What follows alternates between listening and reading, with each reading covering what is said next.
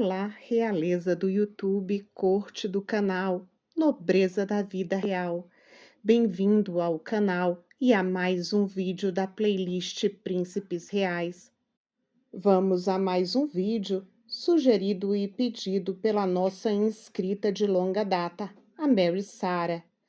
O nosso Era Uma Vez de hoje é sobre Napoleão François Joseph Charles Bonaparte.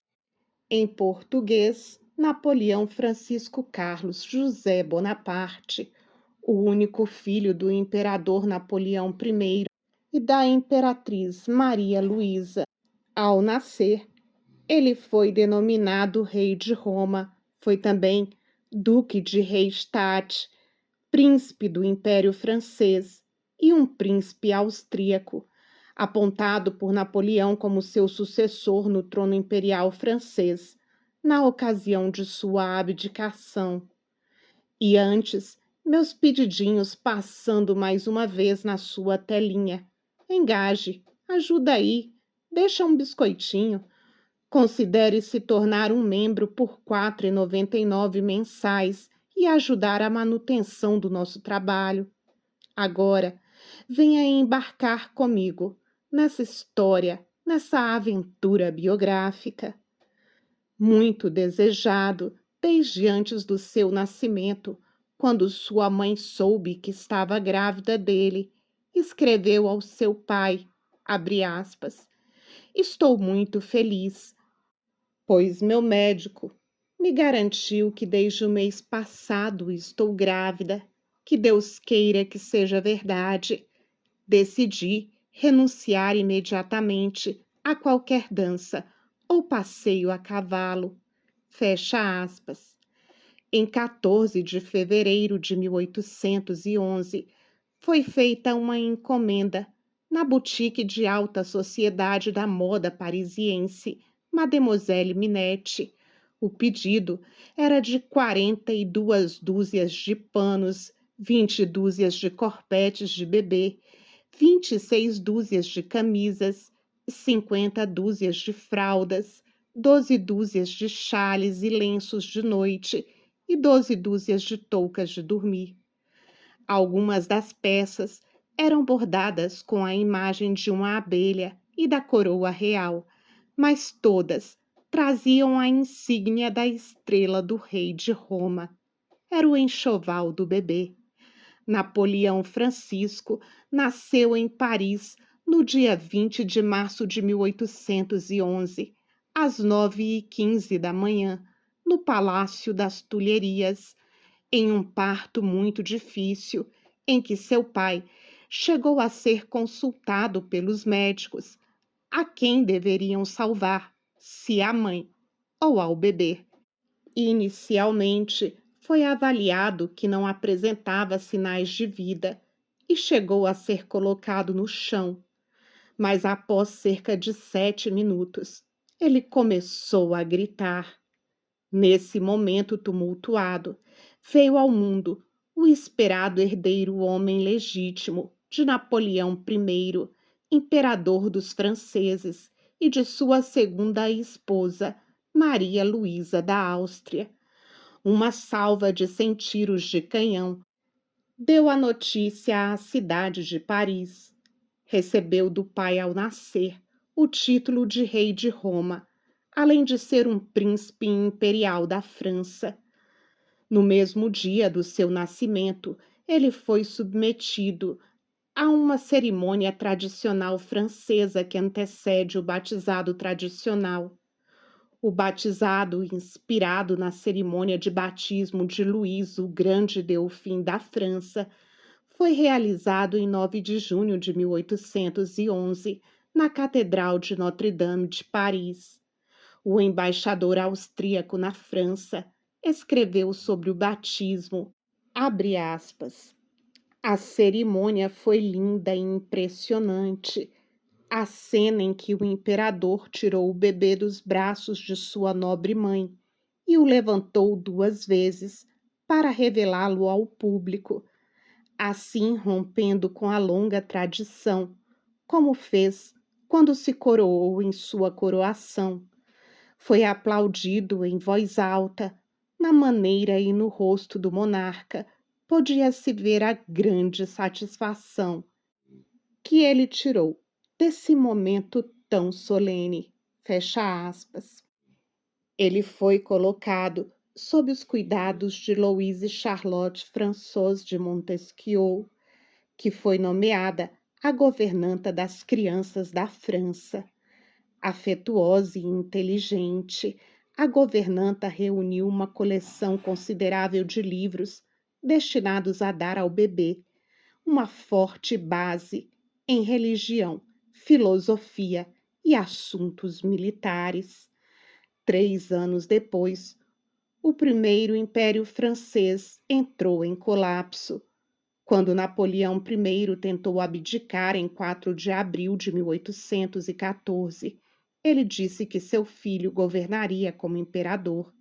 No entanto, os vencedores da coalizão se recusaram a reconhecer seu filho como sucessor, e Napoleão I foi forçado a abdicar incondicionalmente alguns dias depois.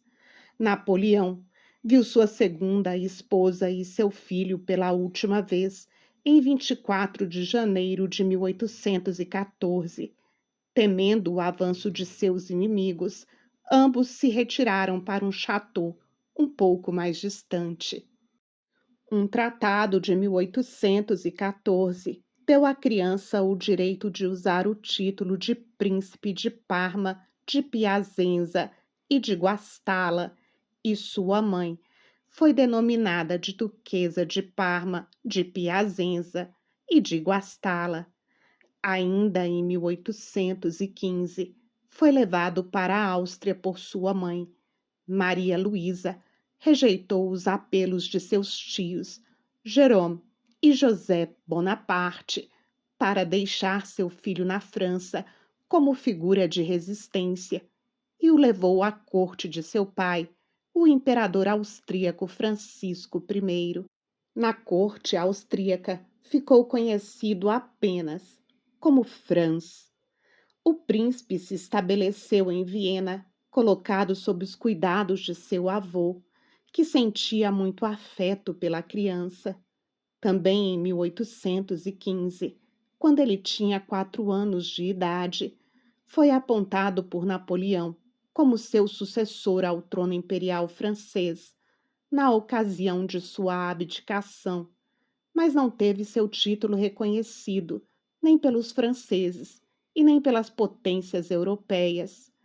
Embora Napoleão II nunca tenha governado a França, ele foi brevemente o imperador titular dos franceses após a segunda queda de seu pai, o chamado Governo dos 100 Dias, em 1815.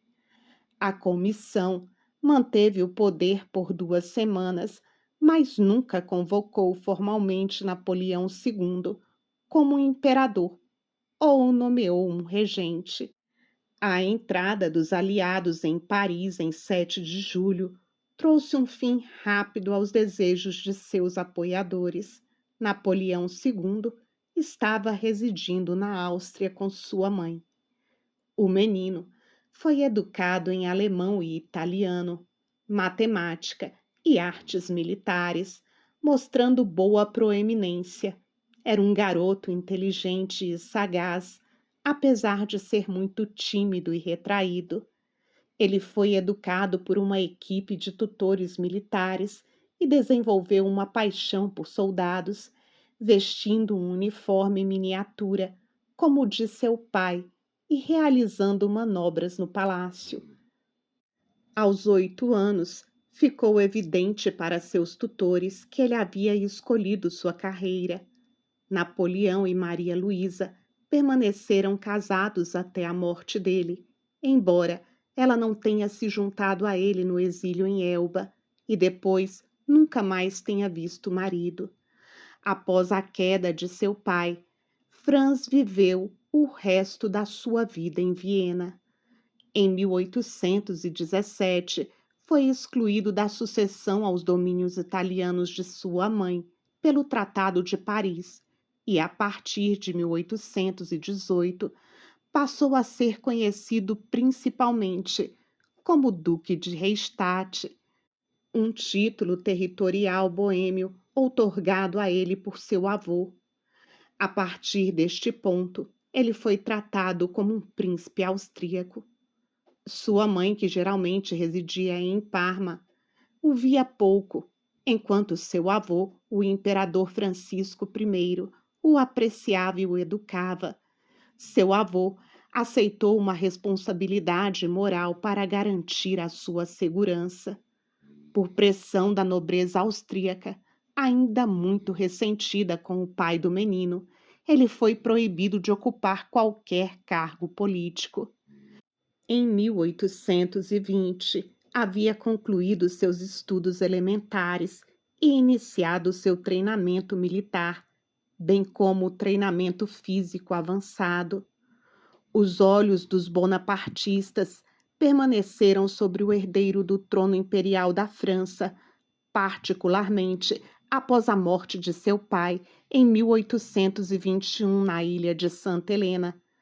Em 1822, um movimento bonapartista tentou lhe devolver o trono francês, mas não há evidência sequer que ele tenha sabido desse movimento.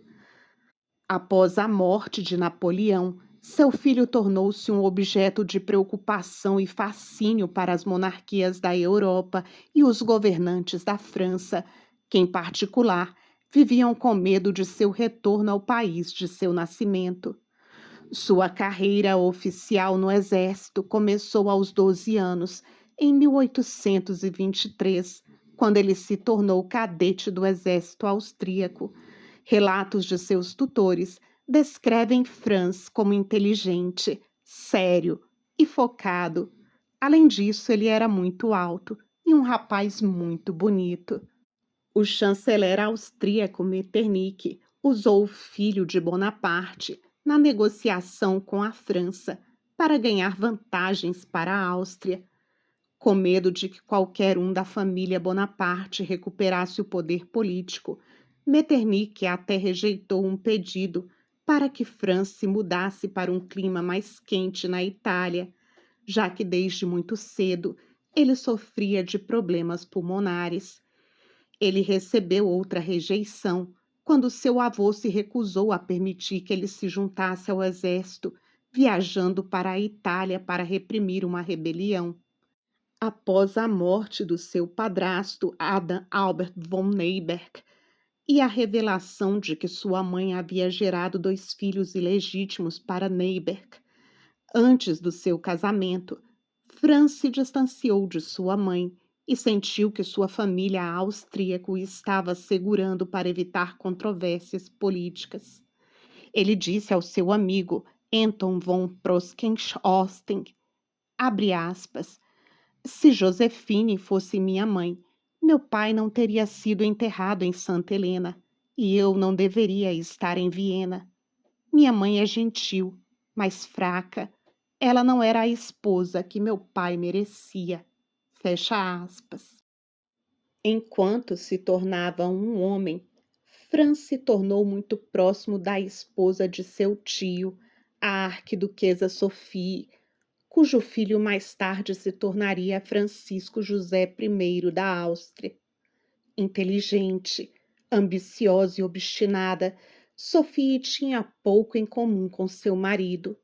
Havia rumores de um caso de amor entre Sophie e Franz, bem como a possibilidade de que o segundo filho de Sophie, Maximiliano I do México, nascido em 1832, fosse o resultado desse caso. Em 1831, Franz recebeu o comando de um batalhão austríaco, mas nunca teve a chance de servir em qualquer capacidade significativa. Em 1832, aos 21 anos, foi acometido de uma pneumonia que o enfraqueceu consideravelmente e ficou acamado por vários meses. Em julho do mesmo ano, ele faleceu em Viena, de tuberculose. Tanto seu nome quanto suas reivindicações nunca estiveram longe das mentes dos líderes europeus, enquanto eles disputavam para promover seus próprios interesses, uns contra os outros. Enquanto ele viveu, suas reivindicações não puderam ser ignoradas.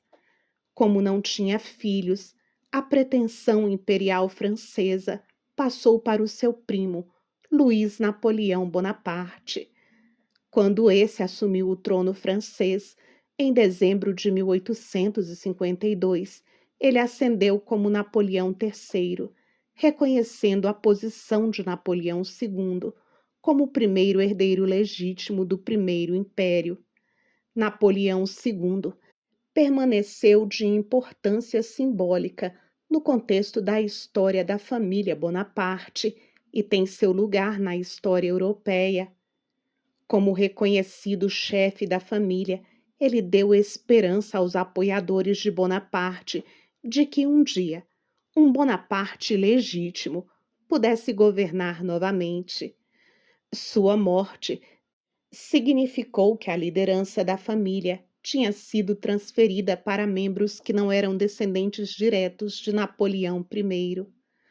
Suas cinzas, que repousavam na cripta imperial austríaca da Igreja dos Capuchinos em Viena, foram devolvidas à França em 1940 e ele foi sepultado no Hôtel des Invalides, em Paris. O Hôtel dos Invalides, ou Palácio dos Inválidos, é um enorme monumento parisiense cuja construção foi ordenada por Luís XIV em 1670 e é onde também repousam os restos de Napoleão I. Seu coração e intestinos permanecem em Viena, o que é tradicional para os membros da família Habsburgo. Em 1900, o escritor Edmond Rostand prestou homenagem ao príncipe ao torná-lo um personagem principal de uma peça chamada L'Aiglon, em português, Águiazinha. É, portanto, sob esse nome que a história se lembrou desse jovem cujos momentos na Terra se mostraram tão fugazes e que ele próprio admitiu, abre aspas, meu nascimento e minha morte. Essa é a minha história. Fecha aspas. Gostou do vídeo? Me conte. Escreva nos comentários também as suas conclusões. Te espero por lá. Até breve. E não se esqueça, sexta temos vídeo novo de novo.